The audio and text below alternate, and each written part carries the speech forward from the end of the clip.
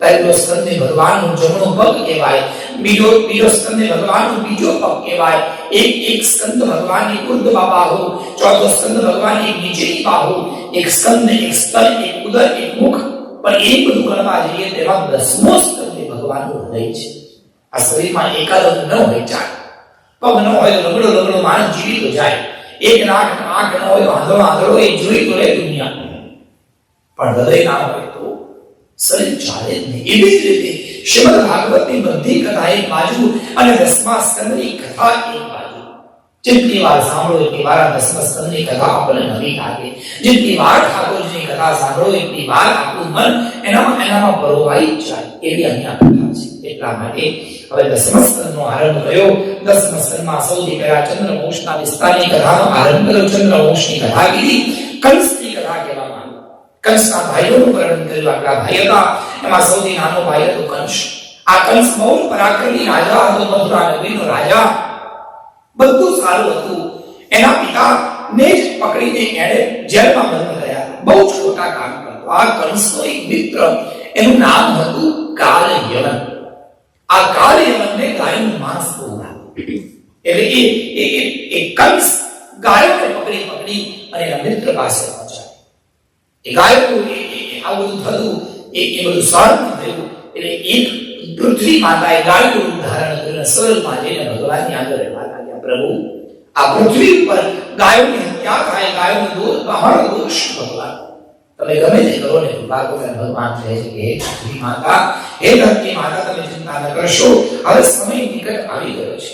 જે દિવસે કંસનો પાપનો ઘડો ભરાશે એ દિવસે હું જન્મ લઈ લઈશ, અને થોડા સમયમાં હું એ મથુરામાં જન્મ લઈને આવવાનો છું. તમે જાઓ. તમે એમ કરી ભગવાને ધરતી માતાને, પૃથ્વી માતાને સાંત્વના આપી. સાંત્વના મળી પૃથ્વી માતા ત્યાંથી પાછા ગોકુળમાં ગાય પૂજે વધાર્યા. આ બાજુ ઠાકોરજીએ દ્વારકાધીશ શ્રી કૃષ્ણ ભગવાને નારાયણે દરેક દેવતાઓને કહી દીધું કે થોડા સમયમાં મારો જન્મ વ્રજમાં થવાનો છે, તમે વ્રજમાં પહોંચી જાઓ. સાહેબ, કથા બહુ લાગી છે. બોલો જય શ્રી કૃષ્ણ. એક વસ્તુ ક્યાંથી આવી, શ્રીમદ ભાગવતમાં બહુ સંક્ષિપ્તમાં લખ્યું છે. શ્રીમદ ભાગવતની પર મારા વલ્લભાચાર્યે સુબોધની ટીકા લખી. ધ્યાન આપજો.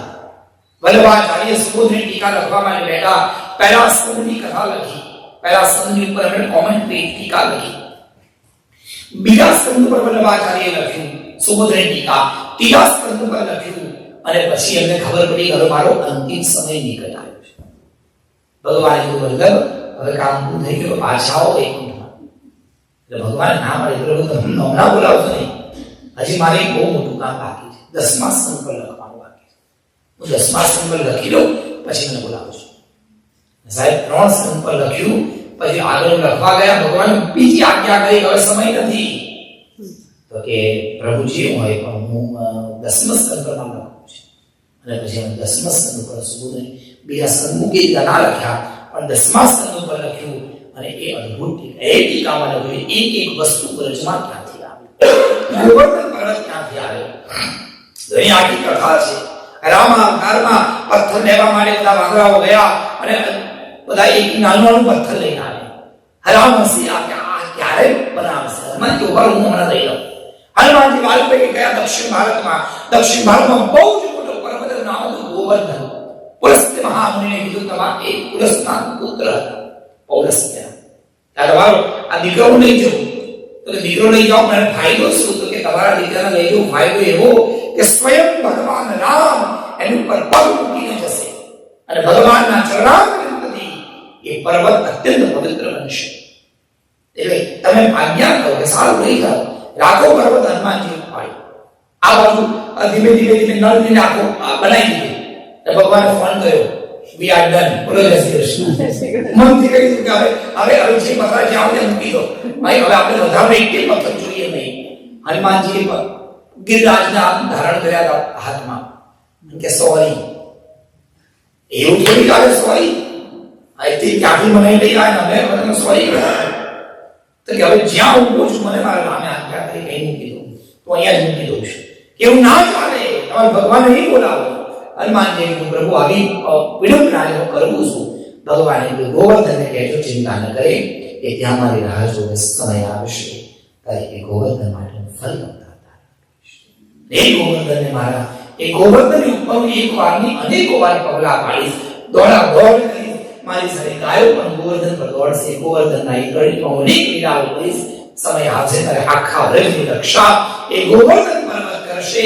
અને એટલું પણ કહેજો કે ભવિષ્યમાં એ ગોવર્ધન પર્વત ઠાકોરજીના સ્વરૂપે પૂજાશે. એ ગોવર્ધન સ્વરૂપ, ગોવર્ધન પોતે સ્વયં કૃષ્ણ રૂપે પૂજાશે. ત્યારે ગોવર્ધન માના અને ત્યારે ગોવર્ધનની ત્યાં સ્થાપના થઈ. યમુનાજી એ ભગવાનના પ્રેમ રૂપી હૃદયમાંથી વહી અને આ પૃથ્વી પર શ્યામ સુંદર યમુના